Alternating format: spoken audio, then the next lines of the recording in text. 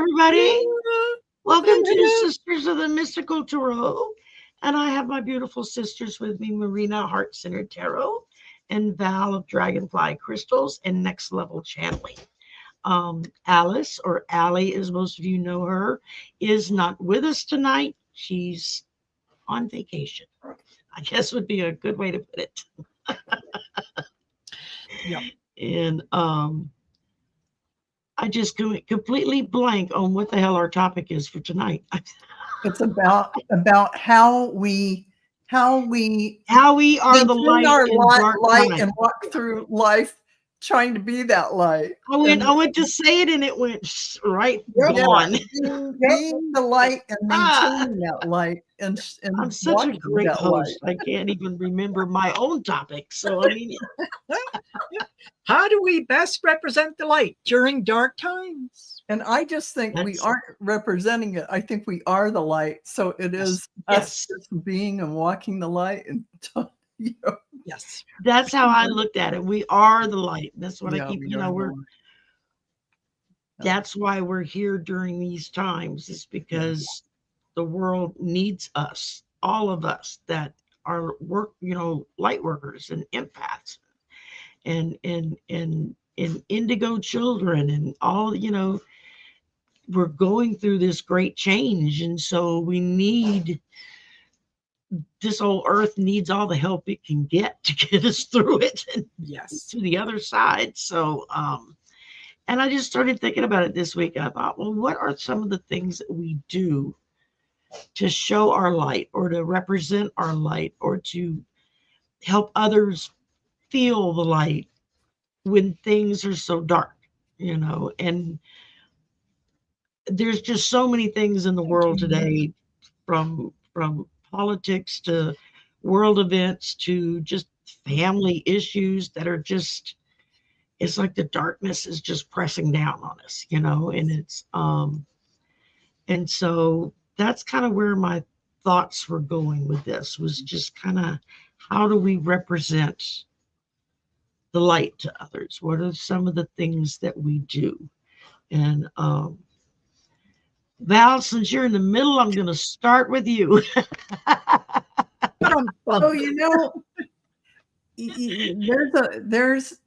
there's something about that being the light, and that is without having to really approach people and say, hey, I got something to tell you.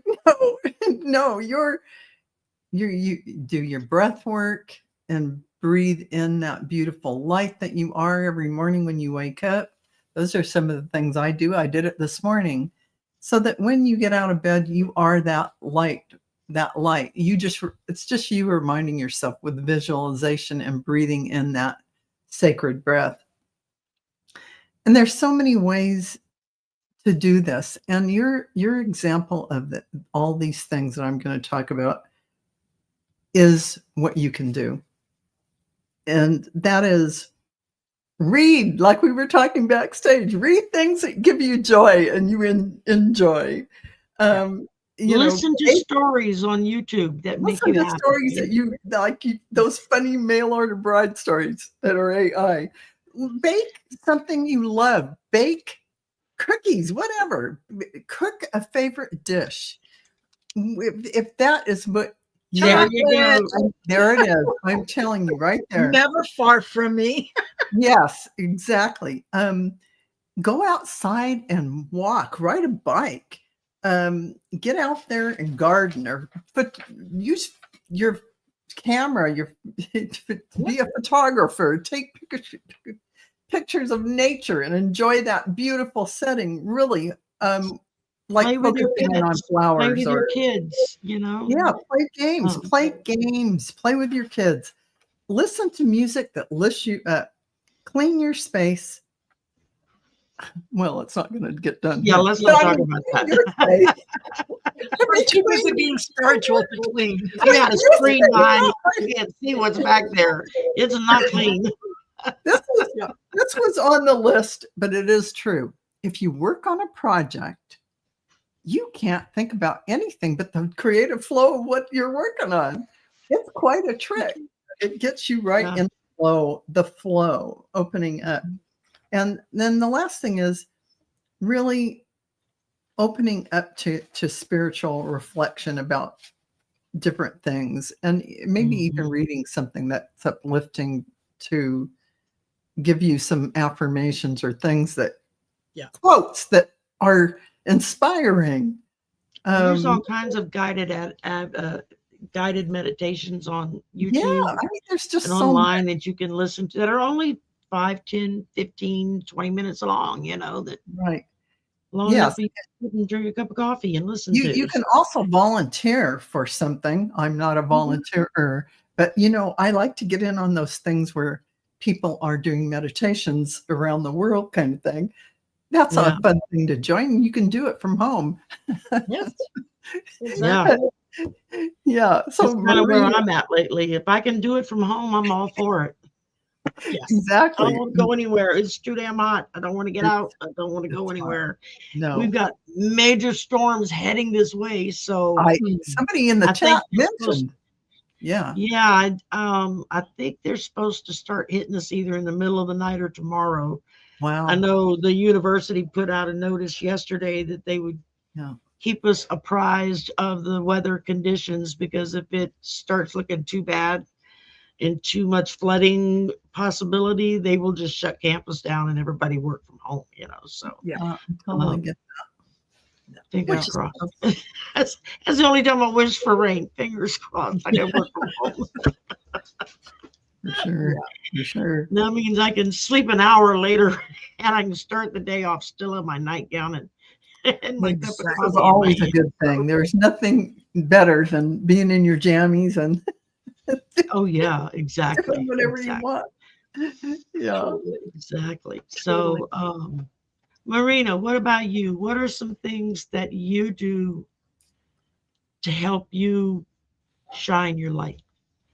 Besides your shine the light. Besides my shine the light event. Yes. I think and I'm going to quote an old phrase and just bear with me while I explain it. The old phrase is living well is the best revenge. Okay. Yeah. I choose consciously every day to live well, not necessarily because I want revenge on anyone, but because it feels good to me. And, I don't need to, I think as light workers, if we have to tell someone that I'm a light worker, it's a lot. You may not be, but if you're finding that you're drawing people to you that are saying, I don't know what it is about you, but I really enjoy being in your company. I really enjoy this. It's that, like I say, living well. Yeah. So for those people who, especially in dark times when things are not going the way that we anticipate, the only control that we have is over what we do. We can't control anyone else. Yeah. So I make a conscious choice every day to live well, to be in joy, to find happiness in little things, to play with the dog and to snuggle with the cats and anything that that lifts my mood for a minute or 5 minutes, but I'm in. Yeah. I try to find excuses to say yes to as many things as I can rather than no, I can't. And that gives you that expanded light because you're expanding. Yes. Yeah. So exactly. It's not anything specific. It's just I think it's just having that mindset of I choose to live in joy. Yeah. I choose that for myself because I deserve that. I am a child of the universe. I am part of spirit. I am part of the great I am. Why would I not want that for myself and for everyone else? Exactly. And I know when I was thinking about this the other night, and I had watched a couple of pundits talking about things happening, new evidence coming out, blah, blah, blah. And I found myself sinking down into the mire, into the mud and the gunk. And I literally had to like shake my head, shake it off like a dog does when it gets wet, Yes. Wait, I have to walk away from this for a little while. And I went to my stories that Val and I just discovered we both listened to the same one. Like Shari and I have stories. We have these great fascinations with these different authors and their works. Yes. Yeah, I mean, it's I love a good fiction. I love a good love story, a romance story. But especially when the female character is a strong, very present character, because then it's like, okay, she's not some wishy-washy, oh, poor me, help me, help me. It's like, yeah, no, it doesn't have to be in saved. those books. It doesn't need to be saved. Yeah. She can save herself and usually save the man in the process. Everyone else. Yes, exactly. But it's just that, and I try to balance out what I listen to, what I watch. I watch some news and pundits and stuff because it's part of what I do here with political readings. But at the same time, I try to temper that with funny cat videos or dog videos or kid videos, or watching old movies sometimes, or just plugging in Foreigner or Three Dog Night or Heart or somebody and just jam out, in my ears. And or watch the reactors. I love to watch the young music reactors who listen to my generation of music, and they're flabbergasted, and they sit there and go, my They're God, discovering all the great talent. music. Why don't we have good music like that anymore? Right. Yeah, when they finally hear K.D. Lang singing Hallelujah. Oh, K.D. Lang. Thank you. Yes. Yeah, even that, and I'm getting shivers as I think about it. Craving. I mean, her song was craving. Oh man, Yeah. I mean, there's nothing like watching them discover or music that they've heard, what they call samples. That I guess a lot of rap artists will pull samples of older music and will like mix it into what they do. I don't really listen to that genre of music, so I'm not. It took me a little while to figure out what they were talking about when I would hear, oh, I heard that sampled, and I'm like, huh? But again, it's somebody that's reaching back to find something encouraging that they saw to add to what they're doing today. Yeah. So that in a way is shining a light, because then you get, you start all these young reactors, young men and women that sit and watch, and a song will start and they're like, yeah, they're getting into it. And then it'll hit that chorus, that refrain. And suddenly you see their eyes open up. They're like, oh, I know this. This was so-and-so did this in their rap thing. And that's a clever way to get the older audience in on the rap too. It is. You get a good exchange, because there's several of them that are couples. There's several of them that are like young people with their parents. Who, are listening to each other's music. There are a lot of music teachers and voice teachers and stuff that do that as well, and then break down the songs into how they make that sound and why it sounds this way when this person sings it, but it sounds that way when this other person sings it. And it's all due to the position of the mouth and how they open up the back of their throat and blah, blah, blah, blah, blah. I took a voice class one semester in college and learned all kinds of technical stuff. I still can't sing for a hill of beans, but But technically, you know how. But technically, I know what to do and how to do it. By reading It's a book. just, Yes. that's not what comes out of my mouth when I open it to apply that. It's like, it's You like a know, cat having his you must tail stepped on or something. It's have the really same horrid. voice, Shari, because I too, you all would go going, no, that's enough. I started singing. No. Oh my God. It's like, I'll sing in the car if the radio's on and nobody can hear me. Yeah. No one else is in the Yes. car. I will belt it at the top of my lungs. I don't care how horrible I sound because no one can hear me. Exactly. But like, you let there be somebody else in the car, zip my lips. Nope, not coming out. Yeah. And I'm tired but- of hearing my son say, excuse me, the radio's on. Like, yeah, I know. I was trying to enjoy it. Thank you very kindly.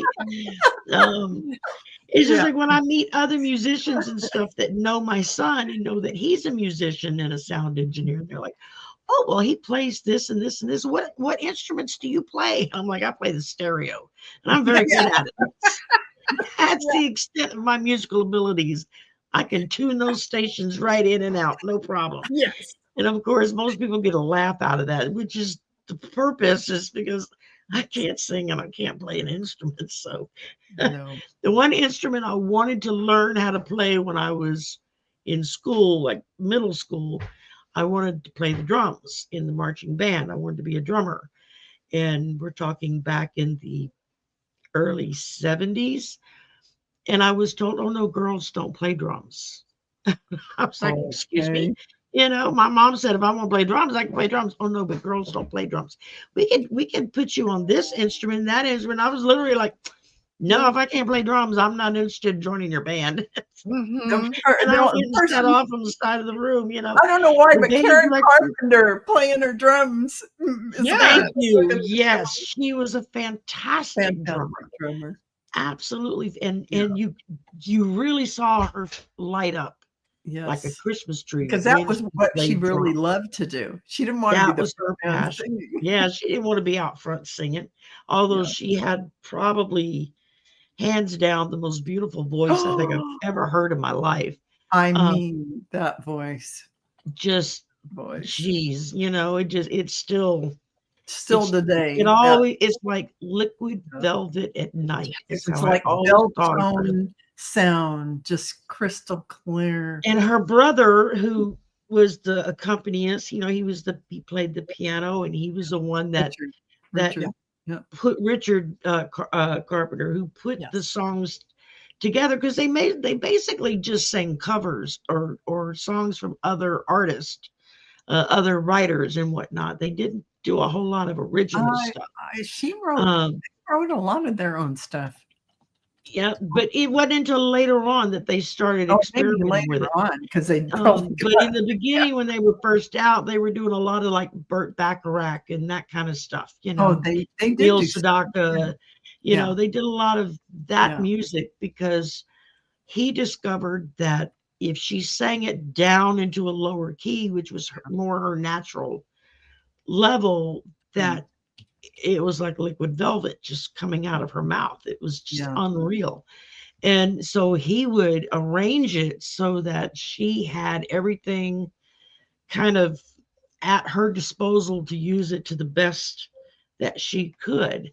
But, and it was, you know, and it's a sad story because, you know, she had anorexia nervosa, and she was getting help and slowly getting cured of it when her heart gave out before, you know, she could really get better. And God, I remember everybody just in tears when it was announced that she had passed. I mean, but she did a lot of damage to her heart from the lack of nutrition and the stress from anorexia. So, and she did a lot of the things, cheating things that people with that kind of, you know, disease have.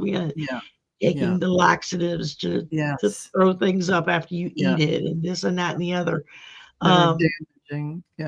that, you know, and it still amazes me that she still sounded the way she did, even as horribly as she abused her body. You Yeah, know, she didn't drink, she didn't take drugs. It wasn't like on Yeah. that aspect, no, like you but have with a lot of professional singers. But she was one of those people who had a terrible self-image, and she right, didn't feel beautiful. She didn't love herself enough, and she no, didn't value herself as she should have. And they didn't have a platform for women to support themselves in that way. It was all about image. no, It was all in And the when first, advertisements. You know, she when didn't they have first started getting written up about in like, you know, the Hollywood Reporter or whoever it is that does that kind of stuff, you know, there would be these little snide comments about, you know, chunky Karen yeah, or plump Karen, exactly. Because I mean, it yeah, affected her because, really you know, bad because yeah, I think she was from the Midwest. She just didn't do anything with her yeah, hair.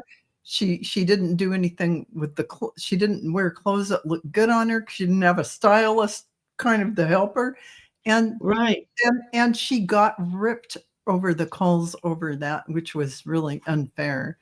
But I just want to Very, say exactly, because her gift, her voice was her gift.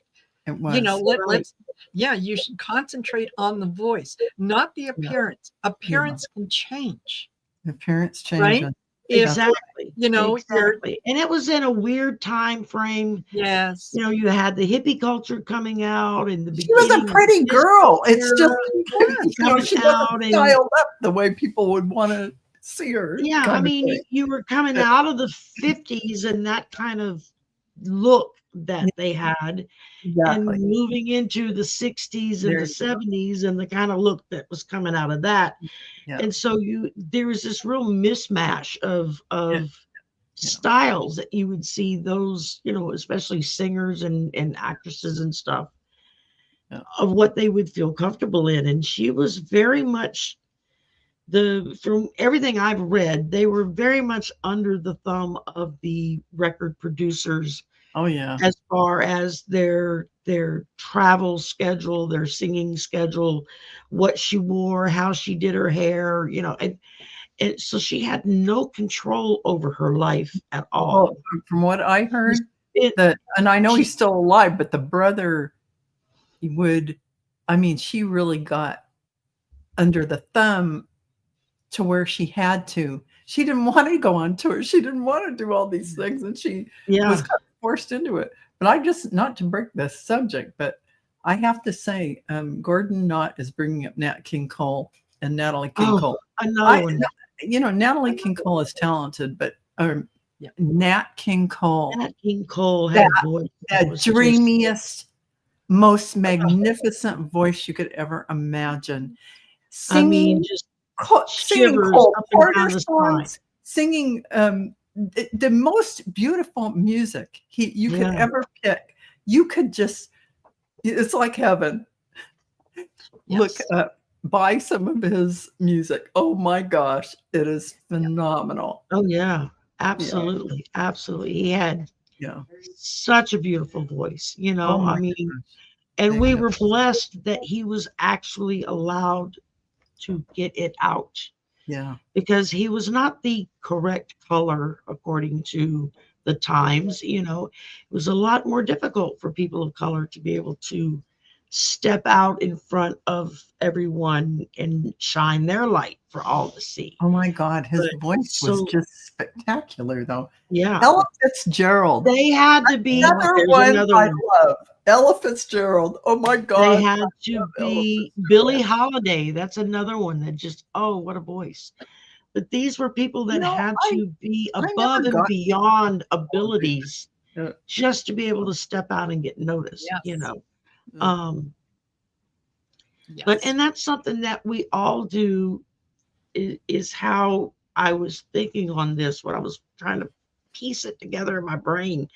Um, is we all do these little things that help us to kind of, even if it's unconscious, mm, to kind of help shine that light out a little bit more on others, mhm.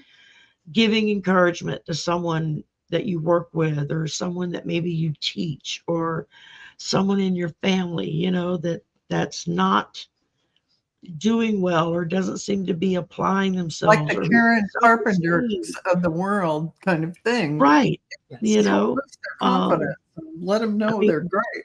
everything I read, her mother was just horrendous with her and Oh, how she treated her and how she expected her to be this certain way. And that just wasn't Karen Carpenter, but yeah. she cowed down and did what mama said. Yeah. Um, and so the eating disorder came from the fact that she had no control over her life. And that Yeah. was the only thing that she could control of her life was what she put in her body. Hmm. And unfortunately that's true for a lot of people. It's which is why it's so important to encourage each other and lift each other up and Yeah. shine that light on one another so that they're not digging into the bottom of the barrel for comfort. They're not turning to that alcohol or Right. turning to those drugs or doing And whatever to one of the greatest examples in the music industry is Dolly Parton. Yes. I mean, the woman is talent. It just Yes. rolls off her finger. She has written more songs even for other artists. Yes. And she is a role model. She told you Elvis follow. Presley no when he wanted to do I Will Love You Forever. And she Yeah. was like telling everybody, oh my God, Elvis is going to do my song. But then she was told, well, in order for him to do it, he has to have the rights to the song. And she stood her Nope. ground. She said, nope, Nope. my song, I keep the rights. He's welcome to sing it, but I keep the rights. And so Colonel Parker said no. And she was like, but, said it turned out for the better because look who got it, Whitney. I know, Whitney. Yes. And she said the first sang time it she a heard it little on the differently. radio, Yeah, it started out a cappella. The song starts out a cappella before any music comes in.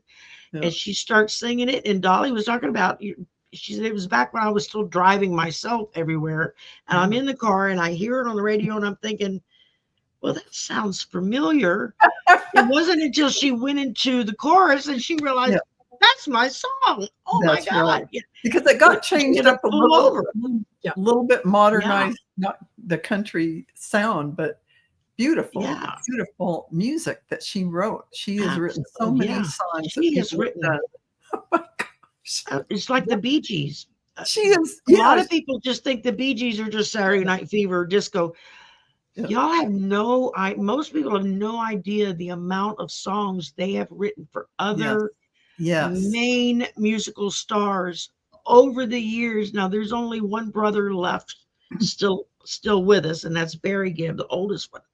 And he's still writing music and performing and whatnot. I mean, the amount of that talent just within that family was just unreal. And they did a lot of that writing music for, other Dionne Warwick and Barbara Streisand and this person, that person, the other person.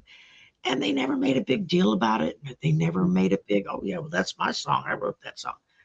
I didn't know they wrote half the songs they wrote until I saw the first documentary on the Bee Gees, on the Gibb brothers. Yes. And I was like, they wrote that song. They're My ultra God, I didn't know they wrote that song. Yep.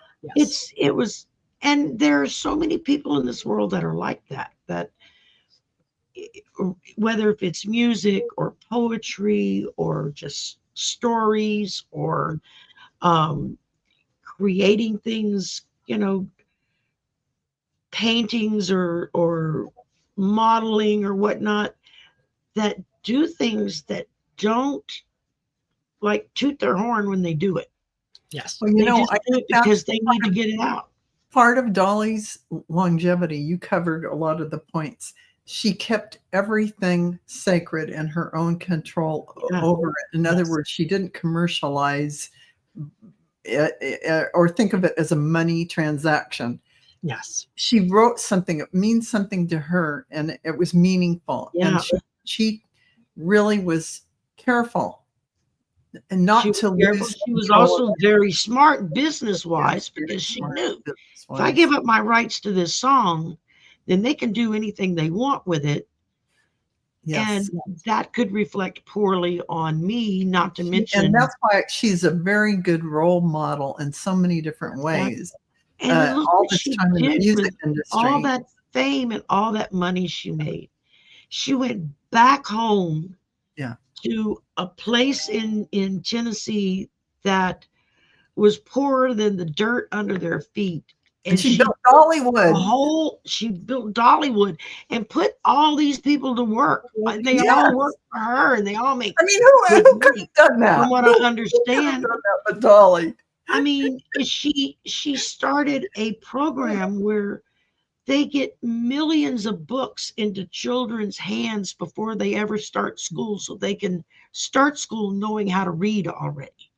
Because as she put it, when she was a kid, if her mama hadn't insisted that they learn to read and write, she could have grown up like a lot of the other kids in her time frame that never did learn how to read or write. Right. And you don't get very far in this world. Writing those songs. Exactly, and it just when the COVID broke out, she contributed over $1 million to research. And nobody knew about it until almost a year later when somebody leaked it that had received some of the money. And they were like, oh, we got the extra money to do the extra research from Dolly Parton. And people were like, what? They were like, yeah, she gave us like $1 million to keep on going with research because. I just want to shout out to Katie and Proud, who says songs written by Paul Williams, The Rainbow Connection. The Rainbow Connection, to this day, I am an adult. I listen to Hermit sing The Rainbow Connection, tears. And cry every my time. reaction is complete sobbing. Paul Williams, that's another good one, Eileen. Thanks for reminding me. Yes. I used to listen to his music all the time. He had a good voice himself. Oh my God. And sang quite well, but a lot of the rock group Three Dog Nights, a couple of their biggest hits were written by Paul Williams. So I mean, you still have people that reach back into Beethoven's time and pull out music and rearrange it and modernize it so that young people hear it and they're like, wow, that's really cool. And you're like, yeah, Beethoven wrote that. And you can see the shock on their face. It's like 400 years old, something like that, Yeah. Exactly. So still today, one of my favorites is Vivaldi, The Four Seasons. Yes. Oh my gosh, yes. I totally love that. It's so light and airy, that chamber music. It's bright, and I mean, I adore that. I really Mozart played some of the brightest, most fun music that I've ever heard classically. Just everything was so upbeat and very childlike almost, a lot of his music. And I mean, I'm not an expert on classical music, but I have my favorites that I love to listen to. It's funny. Moon Mist says Pachelbel. Canon and D, I got married to it. Walking up it wasn't an aisle because it was in Yosemite, but it was the forest walking up outside. Hey, that's even better, that's even better. It was fun, but I got married in the Lions Club. We had violins. We had the strings. Oh, nice. Yeah. It was beautiful. And the backdrop was Yosemite Falls. Oh, wow. That's great. I got married in the Lions Hall with a broken AC in the middle of July, the end of July. It was 101 degrees and nobody wanted to do anything because it was so hot. And we couldn't get the lady that ran the building to get over there and come open up the other side to turn the AC on. My husband was out in a rented tux outside working on the AC, trying to get the air conditioner to work, because that's what he did, was AC work. Oh, God. We had the minister that was supposed to marry us came down with a viral type flu the week before and was quarantined. And so we couldn't find anybody to marry us in a week's time. We wound up having to get a justice of the peace. And when we went to the court And when I called the clerk of court and asked them, well, I don't even know where to go. They're like, well, where is the venue? And when I told them where we were doing it, she's like, oh, there's a justice of peace that lives like 2 streets over from that. Oh, good. I said, okay, great. So I talked to the wife, and I said, this is what we're doing, and this is what we like. Oh, no problem, no problem. She didn't tell me he didn't speak English. Oh, He only spoke French. oh, but my wedding vows literally were. He didn't, it's like we get up there, we do all this stuff, and then he just kind of looks and he says, he gonna take her, she gonna take him, they married, yeah. What's your name, boy? And that was my wedding vows. And then he looked at my husband, he said, what's your name, boy? And my husband went, Carl. He says, I pronounce you Mrs. Carl. And he was done. That was it. That's all the English he knew. But it was, she gonna take him, he gonna take her, they married, yeah. And that was it. That was my wedding vows. You'll never forget that the rest of your life. People that were there didn't know whether to laugh or cry. It was just that kind of like shock. Yeah. My godparents have not spoken to me since then. That's because I didn't get married in the church. I didn't go to the Catholic church to get married. I was like, yeah, they wouldn't marry us because they said he was still married to the first wife that was already remarried, had like a dozen kids or something, So, and but yeah, I mean, there was a lot in that day that could have destroyed it for a lot of people. And instead we decided to make a joke out of it and make it fun and go now with the flow, shine your light. That's right. You got to go with the flow. I mean, geez, there's just so many things that over the years that just kind of accidentally happened that it could have either have been a major fight because of something didn't go right. Or instead we turned it into, okay, well, it's an adventure. Let's see what happens. That's by choice. Just what Marina was saying. That choice. Yeah, you have a choice. Yeah, exactly. Making that choice to make it a light or to smother that light. That is your choice. Make it a disaster or humorous event. Exactly. It's going to happen. Circumstances are, it's going to happen anyway. You can wallow in the, oh my gosh, poor me, look at this, and all these things fell apart. Or you can do what you did, Shari, which was, all righty then, let's do her. I went for the champagne and said, okay, I'm getting drunk at this point. I don't care anymore. Yeah, exactly. Yeah. So my name is Mrs. Carl. Thank you. Exactly. Oh my goodness. And the thing of it is we had people there that spoke fluent French, Cajun French. It was like, well, if he'd have just said something, like we could have had an interpreter tell us what he was saying, But no, that wouldn't have been a good story. Yeah, it wouldn't have been as funny as just he gonna take her, she gonna take him. They married, And it just to this day, I can hear his voice in my head saying that. And I thought my mother was gonna throttle the man. She got so mad, and we were both like, nah, whatever.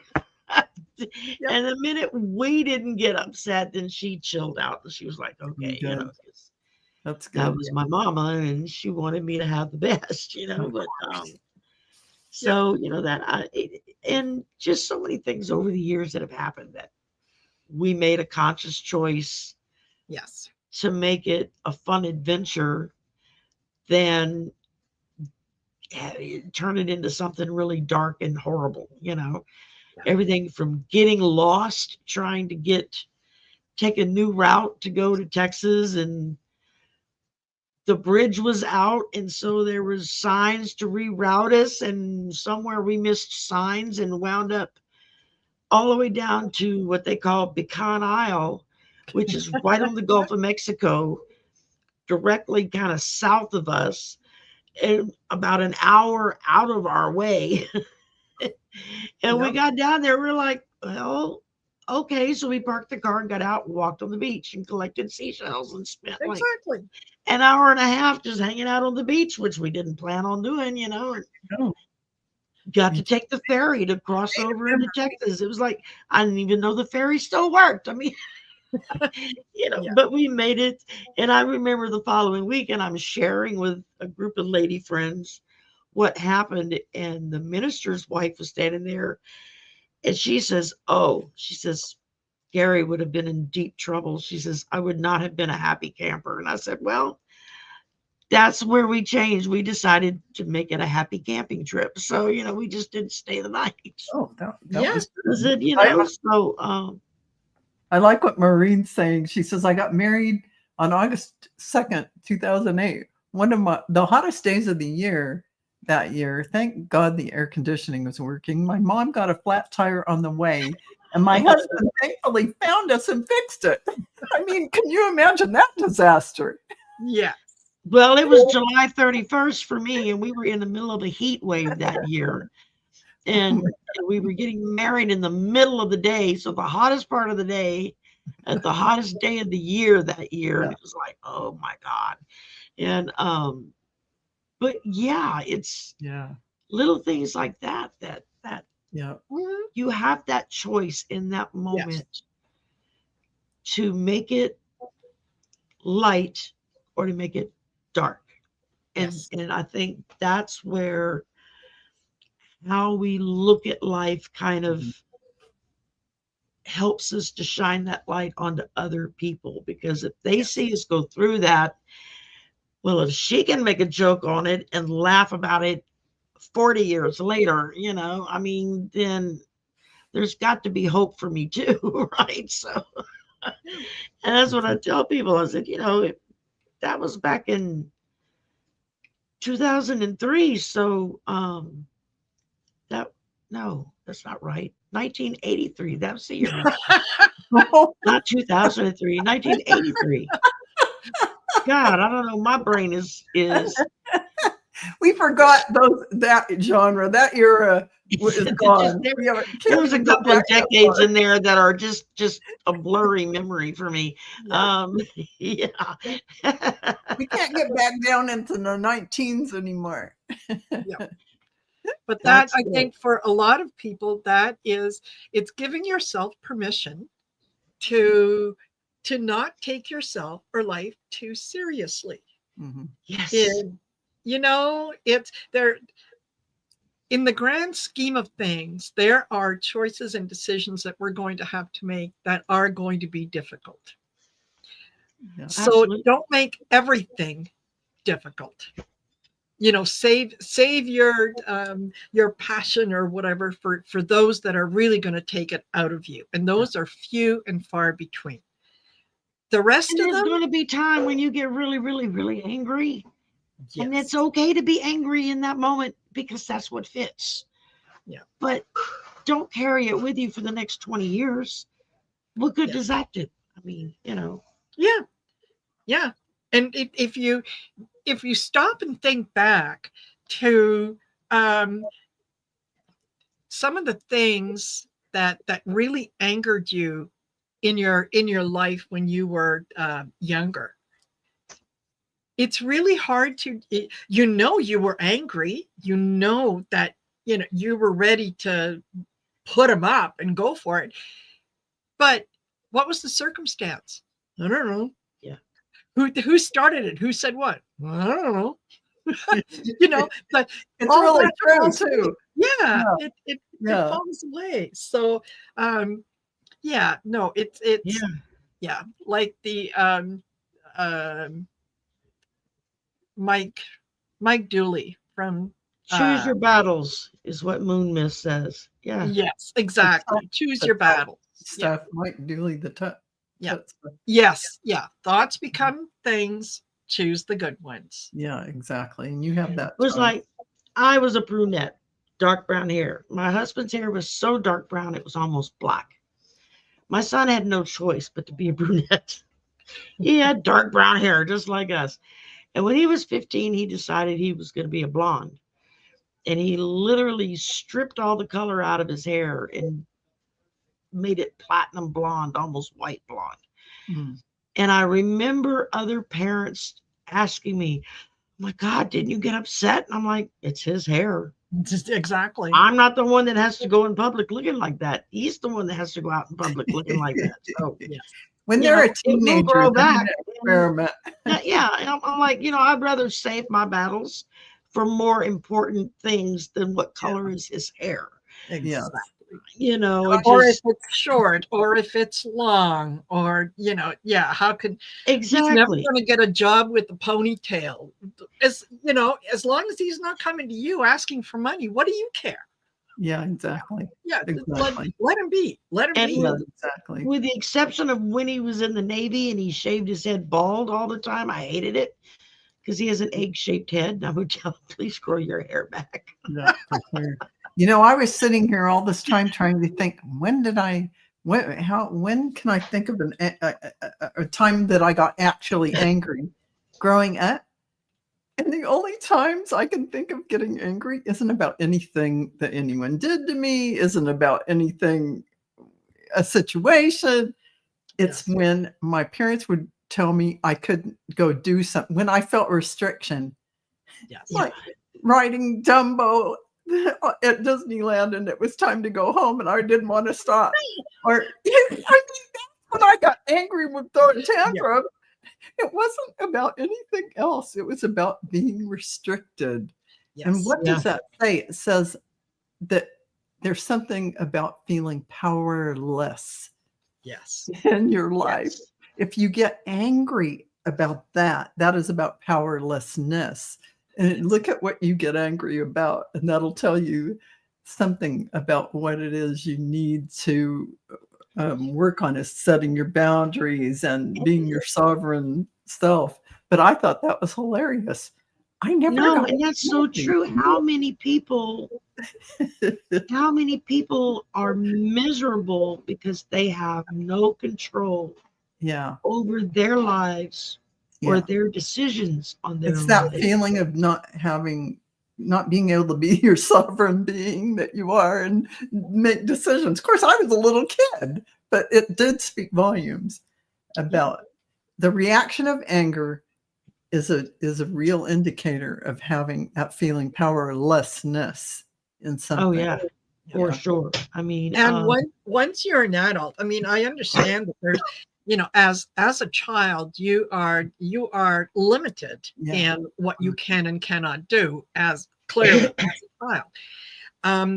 Once you become an adult, then you can either choose to believe that you are powerless or change that and say, no, that my decision-making abilities as a child needed supervision. Yes. I'm an adult now. I don't need that supervision. I can change that. Right. I can let that go. I can make, if I want to ride Dumbo all day long, I'm going to ride Dumbo all day long. And you just watch me. It's just an enlightening thing to look back at that and see that for sure. But you can definitely make the new choice now. Yes. Even when I am talking to my husband and he's saying, well, I'm going to have you. And I'm like, even when we're joking around, I said, well, I'll do what I'm going to do when I'm ready to do it. Because even in that, you want to make sure that you are saying you have the power to make every decision you want for yourself. Yeah. Absolutely. And we all do. I had to run out and get some groceries, and it was funny because I was listening to the radio, and there was some song, something that came on, and it talked about smiling and smiling at strangers or whatever. And I thought, oh, hey, that's great. I wonder what would happen if I smiled at everyone in the grocery store. If when I go in there and everyone I see, I just smile. And so I did. And I got some strange looks. I thought, oh, she's crazy. What, she took medication? Yeah, probably. But it was like, wonder what she's on. Yeah, but it was, here you go. Nipping a little on the way to the work. On the way to the store, huh? Some people would have seen that smile and you made their day. You shifted everything for them. Yes. Just by you Exactly. smiling and looking in their eyes and smiling at them. Yeah. Oh my God. They were Exactly. seen and they were They were recognized. seen. Yes. We're seen. The power it- of being seen. It's like It's part of the magnificent. culture down here in the South is when somebody passes by, like if you're sitting out on your porch or if you're in the front yard or if you're in your car driving down the road and you see somebody, you know, hey, and you wave and you know, and people say, who is that? I don't know. I don't know.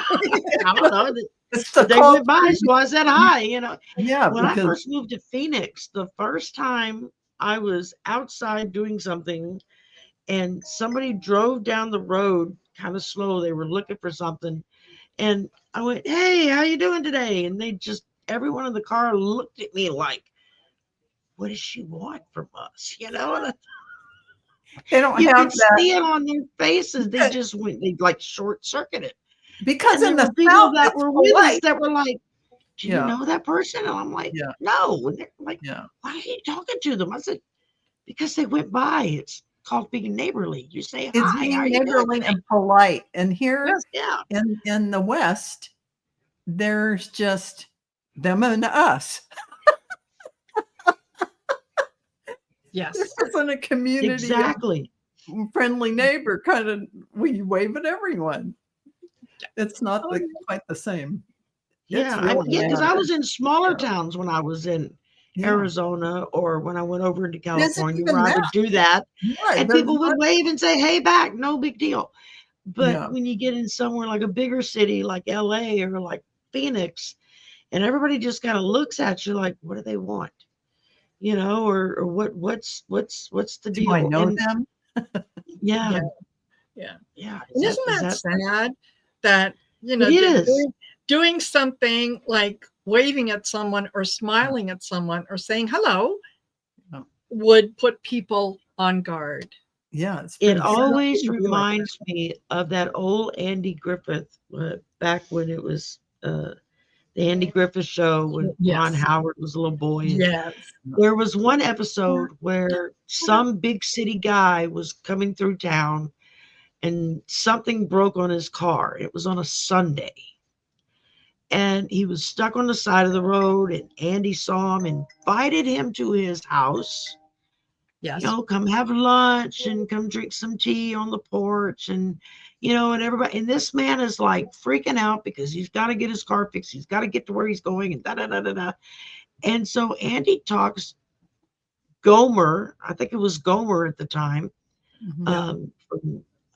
to give up his Sunday afternoon and go work on this man's car for him. And it was like the whole show was this man trying to rush, with everybody being like, dude, it's Sunday.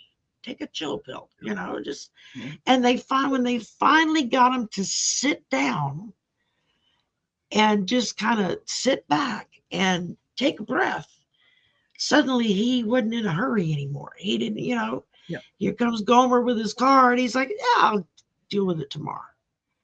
And it, you know, and it was just the course of the whole show of them trying to get him to just slow down and relax. It's a Sunday afternoon. There's nothing nowhere that's going to do you any good on a Sunday afternoon. And this, folks, was back in the day when businesses were not open on Sundays. Remember that? Church. It was the day you go to church, whatever your faith is. And that's it. That was that you went to church and you went to grandma's house or you went home or you went to auntie's house. Sunday supper. Yes, you're right. But there was no going out to eat or fast food or movies or this or that. No, it didn't. You couldn't even go to a 7-Eleven store. No, you know, the corner store. It was closed. Yes, Sunday everything was closed. And so it was just, and it always when I was thinking about this, and then as y'all were talking about it, it came back to me. I was thinking about that Andy Griffith episode with that poor man about to give himself a massive coronary because he's in a hurry. And when they finally got him to sit down and relax, he suddenly discovered, wow, this feels really great.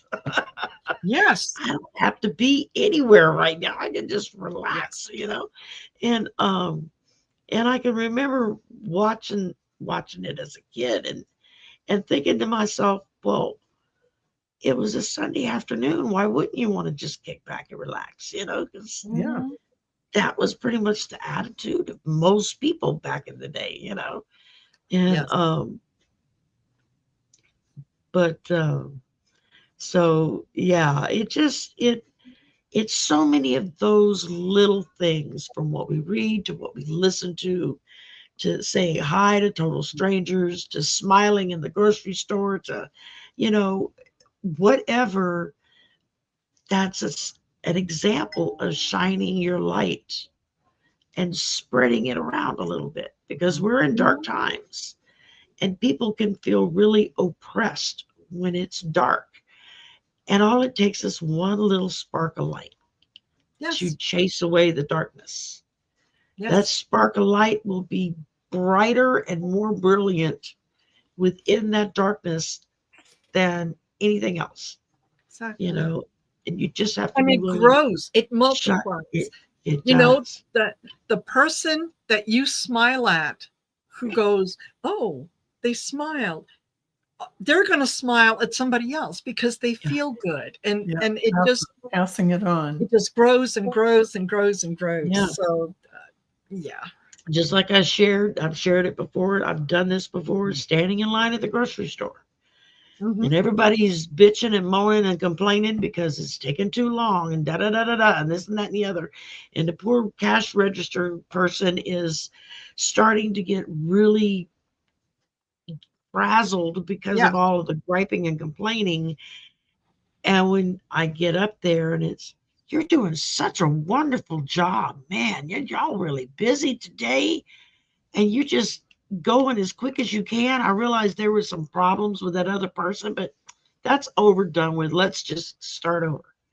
And it's funny how when you do that, then the person behind you starts feeling a little bit of guilt about, well, they were just bitching and moaning a minute ago, but this lady's sitting there saying, you know, you're doing a really good job. And when they stop and think about it, and it's like, they are doing a pretty good job, Yeah. because they're dealing with all of us in a bad mood and everybody's griping at this person.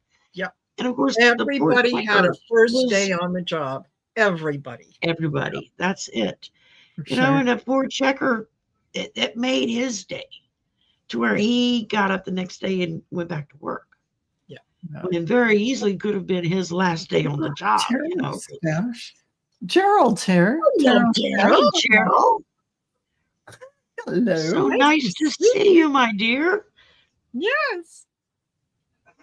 Oh my gosh. Well, I can't believe we've done the whole show already. Oh yeah. Oh Wow, yeah, oh, 58 minutes. folks, Yeah. don't forget to like, share, and subscribe. Okay, to Shari's All of our channel, channels are bells. listed in Yes. the description box below. So Yes. all you got to do is go down there and click the link, and boom, you're right there. Yeah. Yes. You can subscribe. You can go in and leave comments after any of our shows. Go in and leave a comment or an emoji or just a thumbs up, even. It boosts It the helps. algorithm to help push us out so that people who are looking for us and don't know it will find us. Yeah. Exactly. And And we can spread the light into their lives too. that's right. When is your next Shine the Light thing? The next Shine Your Light event is going to be the end of August. I decided I wasn't doing one in July because people are away and there's so many things going on. Yeah. So I thought, no, we won't have one in July. If, however, you're feeling the need to get that kind of boost from Shine Your Light, go back in the videos and look at one of the last ones. Replay it. The feeling is still there. Turn your porch light on at 7 p.m. Totally. So you get all the energy. Yeah. You get everything. The next one is going to be, I believe, on the either the 23rd of August or the 30th of August. Mm-hmm. Yeah, one one of those, but it'll be definitely the end of August. Cool. So, Cool. Yeah. So, all thank right. y'all for coming and spending your evening with us. We appreciate it very much. Go out and shine your light on everyone. Yes. They need it. They need it desperately, and they just don't know it yet. But the minute you shine the light, that's when they notice what's missing from their life, and they're willing to shine it on to the next person. So thank you for joining us. Thank you, Val. Thank you, Marina, for joining in and sharing all the stuff that you did. And best advice, if you're going to use a justice of the peace to get married, make sure he speaks your language. There you go. Yes. Unless you want to laugh about it for the rest of your married There life. you go. know? Yeah. There you go. So All right. y'all have a great week, and Yeah. we will see you again soon. Bye. Absolutely.